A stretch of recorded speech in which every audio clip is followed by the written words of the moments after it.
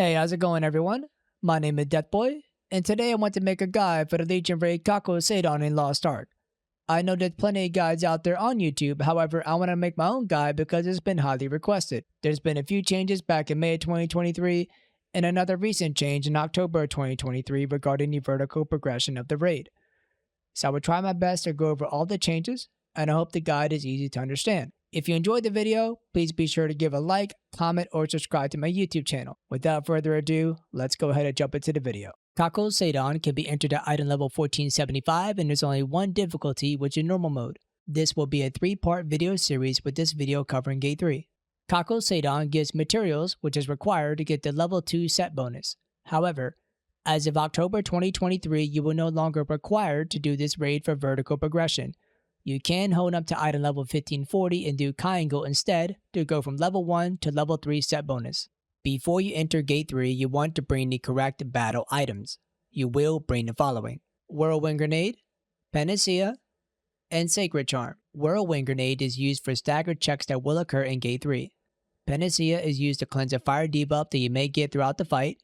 Sacred Charm is used to cleanse other members of a fire debuff or from a stun or fear.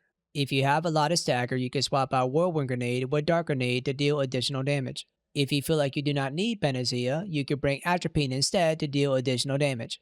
If you do not have a lot of movement speed, I suggest bringing Swiftness Robe instead of Sacred Charm. If you are playing support, I recommend bringing Marching Flag. This can help out during certain mechanics. Before we dive into the major mechanics, I want to remind you all that the gauge meter from Gate 1 is also in Gate 2 and Gate 3.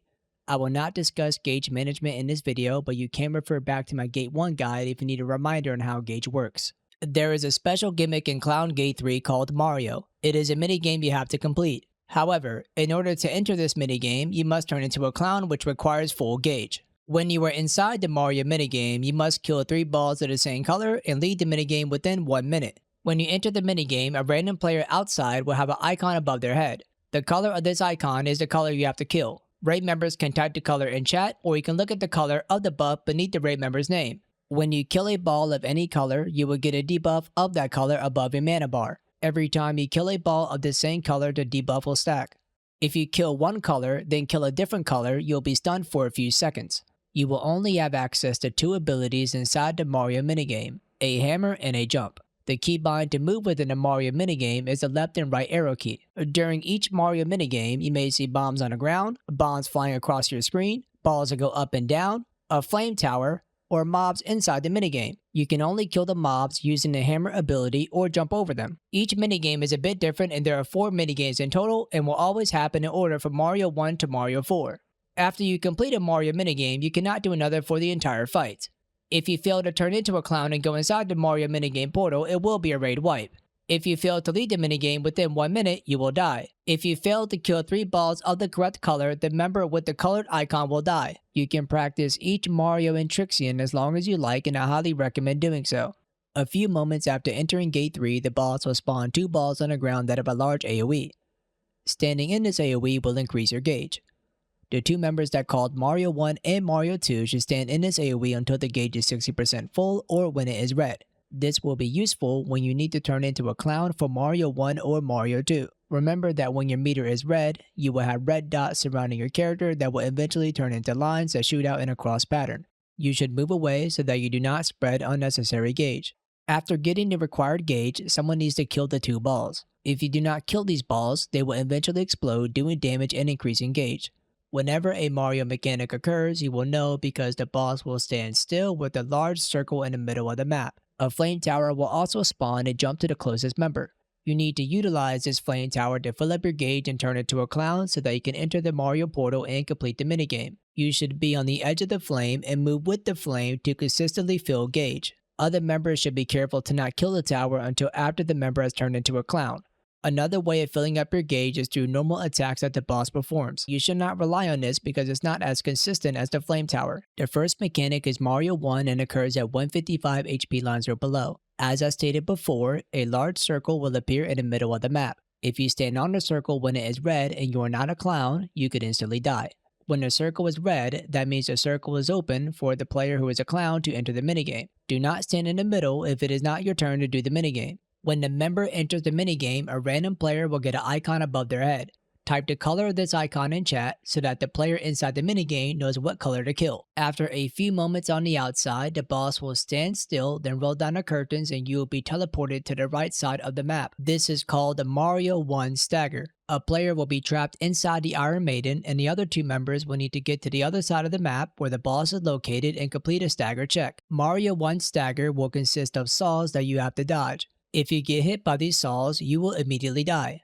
If any member is dead before the stagger check is completed, it is usually a raid wipe since most members cannot solo stagger the boss. If the stagger check is not completed in time, the member inside the Iron Maiden will die. My advice for dodging this is to go towards the bottom of the map. During each Mario stagger check, you should use Sprinter's Rope if your movement speed is low. If you are playing support, you can use Marching Flag. The next mechanic is Mario 2 and occurs at 125 HP lines or below. During Mario 2, hooks will go across the map. If you are caught by these hooks, you will take damage and be brought to the other edge of the map.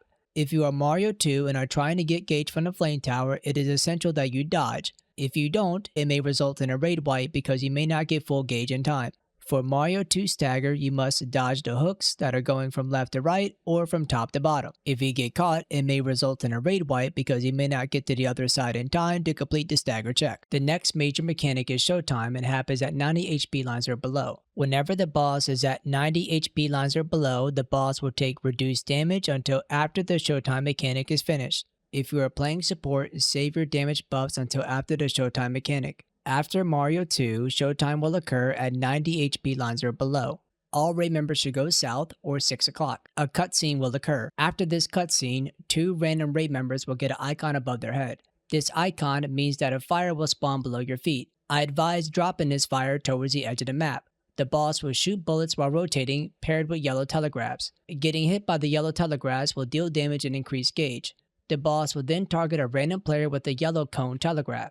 After the boss targets a random player, everyone should go to the middle. For your first few runs, I advise using a nana and getting used to dodging the bullets. After the boss finishes the barrage of bullets, a bomb will spawn. Whoever was targeted earlier by the yellow cone telegraph needs to stand close to the bomb. This is because the boss will target that same player with the yellow cone again. This yellow cone must be in line of sight with the bomb so that the bomb can be destroyed. After the first bomb is destroyed, the second bomb will appear in the opposite direction. Failure to target any bomb will result in a raid wipe. Everyone can decide to stand next to the bomb if the group is unsure who is targeted or wants to play safe.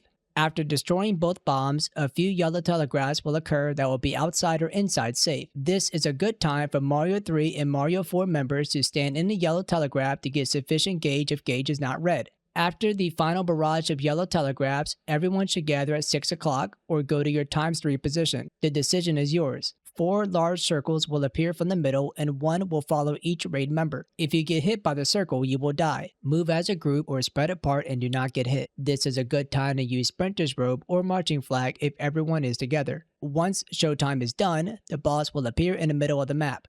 If you did not decide to use a nana during Showtime, use Nineveh facing the middle of the map when the circles go away so that it is a guaranteed hit. If most of the group is high item level, there is potential to deal a lot of damage and skip Mario 3 and 4 entirely. However, the timing is tight. If you are learning this raid, I do not advise skipping. The next major mechanic is Mario 3 and happens at 80 HP lines or below. Like with Mario 2, hooks will go across the map. If you are Mario 3 and get caught by the hooks, it may be a raid wipe since you may not get gauge in time or get to the Mario portal in time. For Mario 3 stagger, you will have to dodge hooks and saws. This is the most difficult stagger check in my opinion. Like with Mario 1, I advise hugging the bottom of the map. The next major mechanic is Mario 4 and happens at 55 HP lines or below. Like with Mario 2 and 3, hooks will go across the map. Be sure to dodge them, especially if you are Mario 4. During Mario 4 stagger, you just need to dodge hooks. However, when you get to the end, you need to walk up to a lever and do a typing test.